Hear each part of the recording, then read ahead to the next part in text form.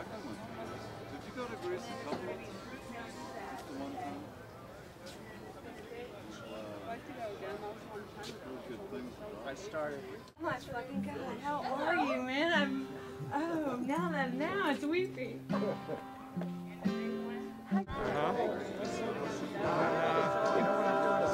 Except if you were 85, Well, was it? Kind of sucks. Well, it's physical medicine rehab. I mean,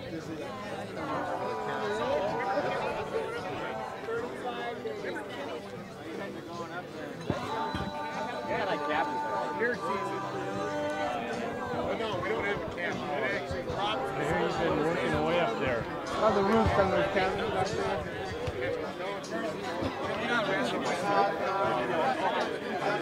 I know the man upstairs.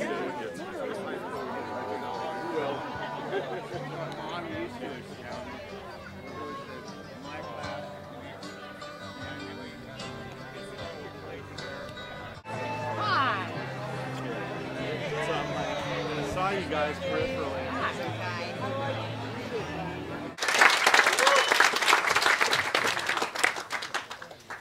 My father was born at home on October 12th, 1923, in Duluth, Minnesota. He was the fourth child of Ralph and Mary, farm folk from Wisconsin. Randall remembered his early childhood as idyllic, beautiful surroundings, stately trees.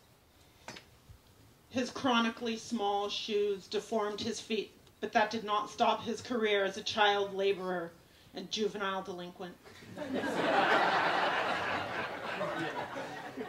He was an avid reader from the day his sister Lois placed a copy of Treasure Island in his hands to ease his enforced detention in a corner. Ralph's magnanimous forgiveness went unheeded by his son's mesmerized state. Work was hard in the 1930s. 14-hour days and 6-day weeks in factories and grocery stores, but not hard enough to prevent the string of larcenies, car thefts, and vandalism, which my father laid claim to.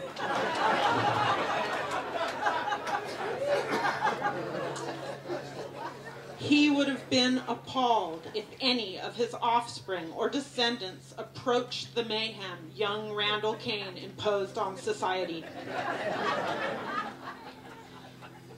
On December 7th, 1941, Randall was on a hunting trip.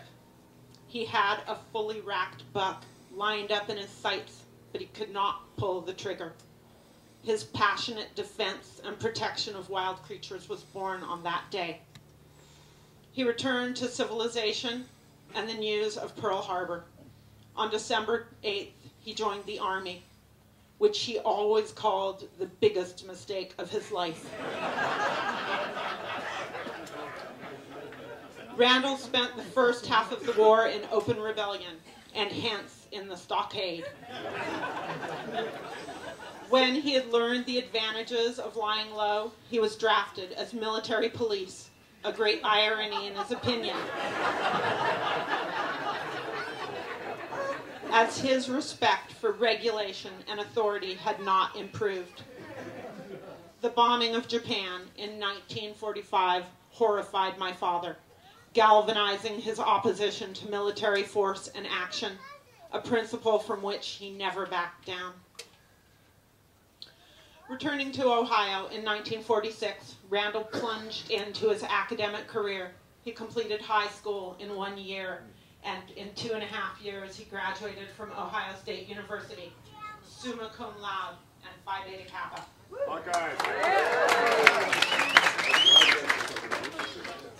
He attended graduate school at Columbia in New York City for a time, but decided that life in academia was not for him. He worked for the AEC, for GM, for GE, and in New York, while working at an aptitude testing company, he met my mother, Carol Underwood James, their ever-increasing family, traveling between California, New York, Mexico, France, settling temporarily as convenience and inclination dictated. Randall found work as an editor, reporter, radio news writer, teacher, and for a time as the dean of the San Francisco Art Institute. In 1968, our family found a home on a ranch in Corralitos. In 1969, Randall discovered his true passion when he purchased the Catalyst in Santa Cruz.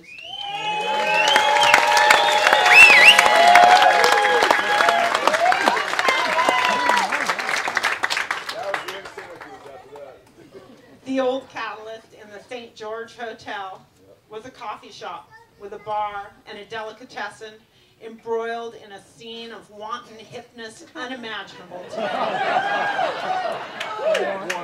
Description cannot do it justice. It had to be experienced. To escape from a usurious landlord, the Catalyst was relocated in 1976 to specially designed new digs in an old bowling alley on Pacific Avenue. And now the party really took off. Randall flourished in his role as patron and patriarch, comrade and benefactor.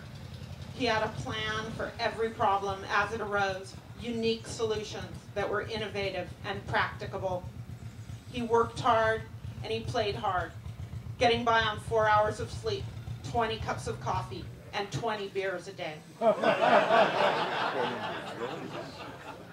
He held court at the Catalyst bar, offering counsel and advice, dispensing stories and wisdom and insight and listening, really listening.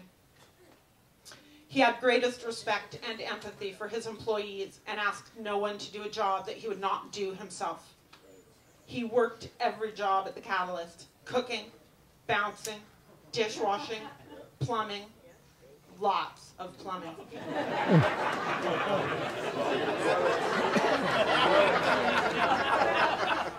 I want to thank you all again for coming, and I want to introduce my son, Duncan.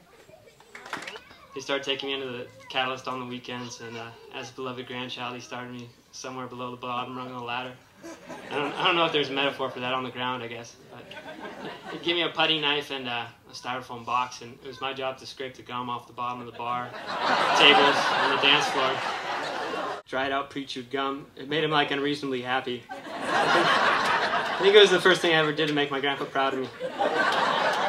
But more importantly, being there in a place where he spent most of every day, which to him must have seemed like something of a home. I would like to introduce now one of my grandfather's favorite singers, Mary McCaslin. And if you guys would be able to sing along, that would be great. It'd help us all out.